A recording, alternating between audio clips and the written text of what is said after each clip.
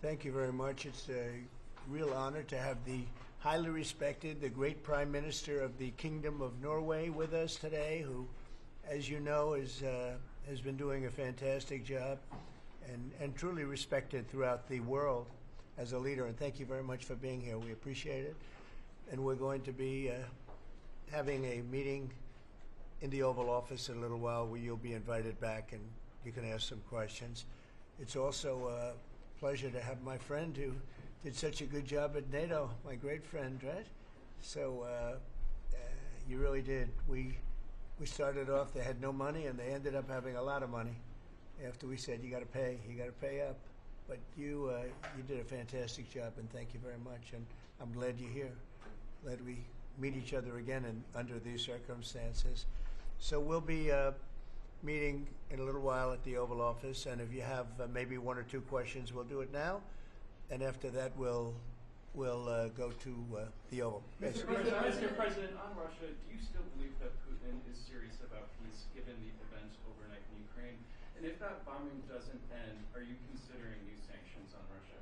So we are thinking that very strongly that they both want peace, but they have to get to the table. We're waiting a long time.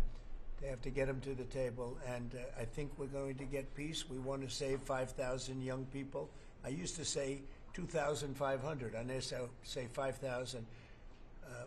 We have, Mr. Prime Minister, we have about 5,000 young people a week that are dying in that ridiculous war.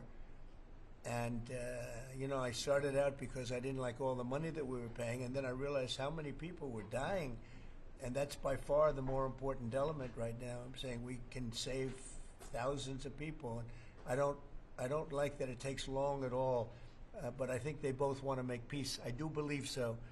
There's a lot of hatred there. There's a lot of very bad blood, a lot of distrust. But I hope we're going to get there for the sake of a lot of young people that are dying. Mr. President, do you have a deadline for when the party? I have my own deadline. And we want it to be fast. And the Prime Minister is helping us. He wants it to be fast too. And I think everybody in this, at this time in NATO, they want to see this thing happen. So we have a deadline, and after that, we're going to have a very much different attitude. But I think that has a very good chance of getting done. Mr. President, what can Norway do to prove that they're an important ally to the U.S.? What can Norway do to prove Just that? keep doing what they're doing. We have a very good relationship with Norway. Great leader, great people. I know many of the people in Norway, and it's truly it's an incredible country. So all they have to do is keep doing what they're doing, I think, is probably the best answer I can give. Yeah. As you pointed out, the former Secretary General of NATO is here. Yes. Mr. Stoltenberg, how important is the NATO defense alliance, Mr. President? Is it sacrosanct from your perspective? Well, it's a very interesting question. It's certainly very important for Europe, and I think without us it wouldn't be as nearly as powerful. And as the former Secretary General, who did a great job, can tell you, I played when I was there a very big role in making sure that NATO is funded by the 28, at that time they had 28 countries, including us, because many of the countries weren't paid, and they ended up being paid, you would say, and the Secretary General was very nice about it as far as I was concerned. Other presidents went in, they made a speech and they left, and that kept going on, and in the meantime they had no money. And the United States was paying far more than its fair share. You could say that they were paying, I actually said sometimes it looked like 100%, and it was unfair. And the two of us worked very well together, and we took care of the situation. There are some Mr. President. Yeah, please, go ahead. Norwegian statistics are showing that the U.S. actually has a trade surplus with Norway. Are you going to be looking into that and see which of the countries are actually in a trade surplus? Yeah, well, with the United States, almost everybody has a surplus.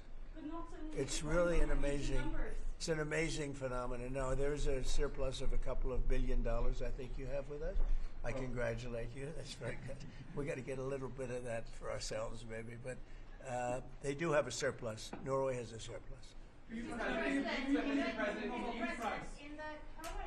tariff situation,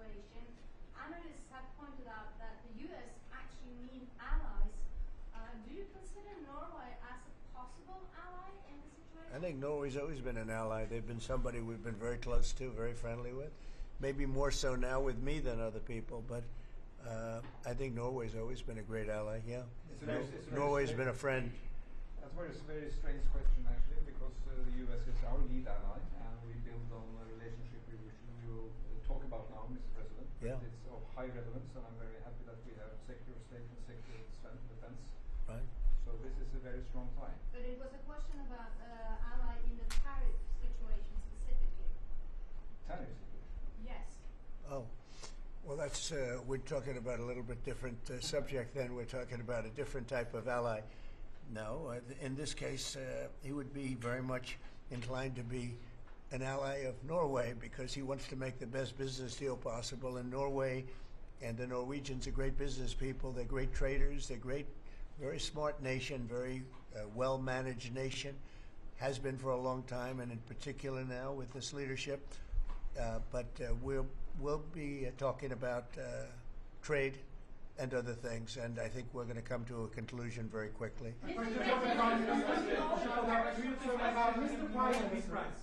Prime Minister, I was wondering whether you think that Donald Trump, for his effort in Ukraine and otherwise, deserves to be nominated for a Nobel Peace Prize. Well, I salute President Trump for having been taking very important initiatives to get this conflict towards an end which both parties deserve. We need to have a ceasefire, save lives, move towards something which is more secure for Europe, for the people concerned. And on that we work together.